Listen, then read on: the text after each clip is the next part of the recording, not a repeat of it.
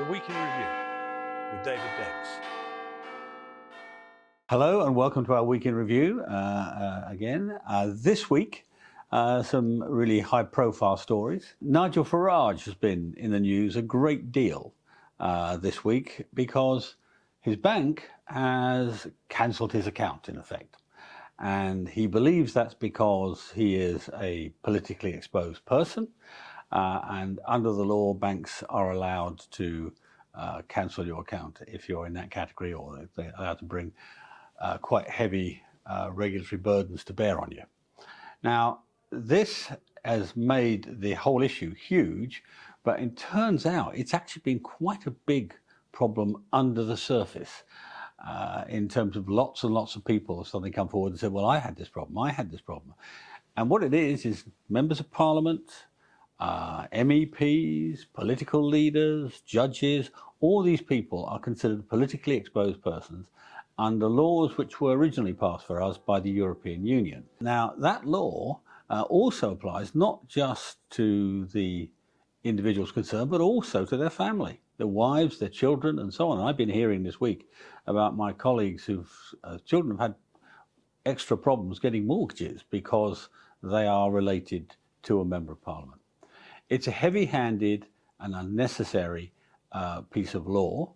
The UN proposal differentiated between PEPs. The EU one doesn't. Didn't like to recognise nation states, so it treated them all the same. We should actually cancel the law, may replace it with something else, but actually rather better than that, in my view, is actually just use the normal criminal law if you think a politician of some sort is misbehaving. One of the things that's come out of this is that a lot of Mr. Farage's details about his bank account, his mortgage, how much money he's got in, all these sorts of things have started to come out. It's a very serious breach of confidentiality. One thing you absolutely expect from your bank is they don't share the details of your account with other people. And actually, I've written both to the BBC and to Coutts, asking them about this, because I think if it is such a breach, then there's a really big question to answer by Coutts Bank itself. The size of the problem was actually highlighted a little while ago, and people didn't notice. There was a debate in the House of Lords in which people were talking about PEPs and bank accounts being cancelled. And it was like that scene at the end of Spartacus where everybody stands up and says, "I, Spartacus."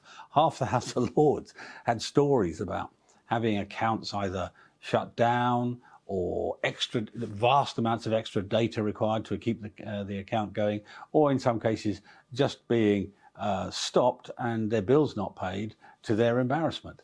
This policy needs to be fixed, and it needs to be fixed fast. One of the big things this week has been it's the 75th anniversary of the founding of the National Health Service, almost the same age as me. And people begin to think about whether we're getting the best out of the health service with post-COVID, very big waiting lists and so on, and whether we need to reform the model. Now, nobody, I think, wants to go to some sort of American private type system. That would be, you might get slightly better treatment at the top end of the scale, but it would be very bad for anybody who's poor, and it would undermine the universal free at the point of service delivery that the health service gives today. Nevertheless, I think we do need to look at other models. What are the Germans, what are the Swedes, what are the Spaniards and the Italians doing? Because some of them get better outcomes even for less money than we do. One area where we need to take a serious hold of what we're doing is on the question of patient data. It's a terrific advantage, a potential advantage to our country to have large amounts of patient data arising out of the health service, because it allows us to develop drugs more quickly. It should allow us to be able to provide a better service. The problem has been historically the previous attempts by the health service to use that huge quantity of medical information about all of us have crashed and burned because they didn't pay enough attention to privacy. And this is really sensitive data. It's really private. It could be, I don't know, somebody getting treatment for a psychiatric condition they don't want to be in the public domain. It could be somebody's had a pregnancy termination they don't want in the public domain. All sorts of things that people may not want to be public about their health status. So we have to treat this incredibly carefully. And you can't anonymize health data. You can always work out who it is if you know enough about somebody. In my case, if you wanted to find me, look for somebody who's broken their nose 5 times and is my age. You get down to a very small number and you can find me quite quickly. That being said, there are new techniques out now. I mean, a gentleman called Ben Goldacre did a report for the government, which have found new ways of allowing us to take large databases, use them usefully to, let's say, research the effectiveness of drugs and the side effects of drugs and so on, without actually even looking, for human beings, even looking at the data. You can use software to test ideas without opening up the database, that sort of thing. And the health service and the Department of Health need to look at that very carefully. They've got to get it right. And so far, I'm afraid, the health service has been very, very candid at how it's handled data. So it's got to be doubly careful this time around. Our first big technology story this week is to do with healthcare as well to some extent, but it's quite scary. We've had lots and lots of discussion about artificial intelligence in the last few weeks, with people raising fears about its prospective use and whether it's a threat to humanity. But there's work done in Japan recently with AI and functional MRI, fMRI scans. And what they've been doing is scanning people's brains while they're looking at certain pictures, and then getting the AI to interpret the brain scan to see if it can reconstruct a picture. And actually, it's been, broadly speaking, able to do that. Now, the correlation is not perfect, and there have been errors in it, but the very fact that somebody scanning your brain can work out what you're looking at is uncanny. And there's a link below, so you can see for yourself quite how it works.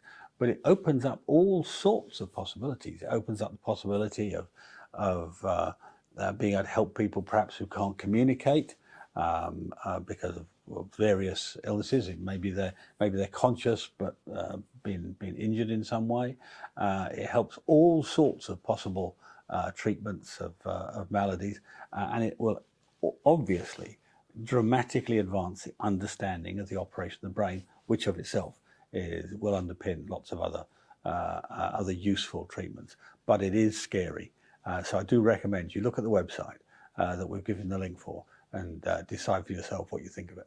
Also from Japan, another extraordinary piece of research in the sort of medical biological area.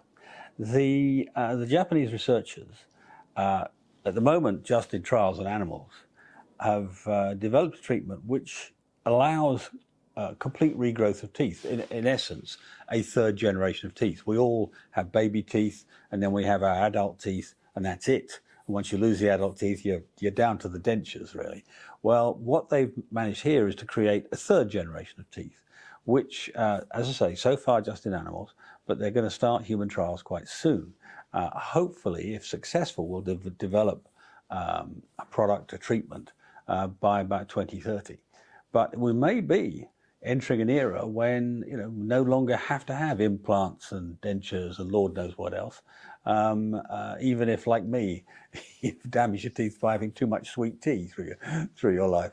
So again, really interesting. And again, we'll put a link below so you can look at it.